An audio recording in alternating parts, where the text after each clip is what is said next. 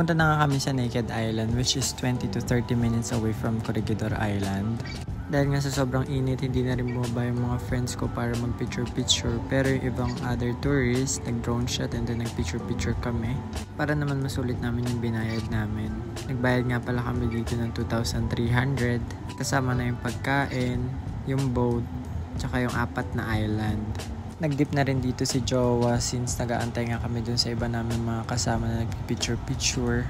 After 20 minutes nga, bumalik na kami sa aming boat para mag-lunch sa Daco Island. Pagdating nga namin, nakaprepare na yung boodle fight at hindi ko rin na-expect na kakain si Jowa since more on seafoods and seashells yung mga hinanda nila sa boodle fight.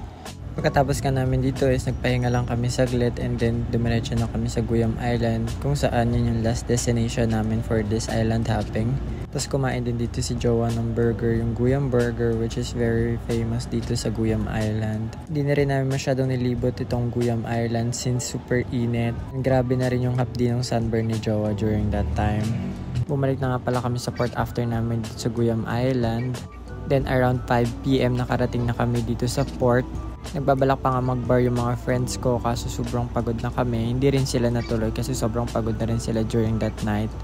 Pagkadating namin ng hotel, pinahiram ko si Jowa ng moisturizer para sa sunburn niya. Natulog na rin kami since mansaringan namin kinabukasan at pupunta kami sa North Siargao. Yun lang guys, bye bye!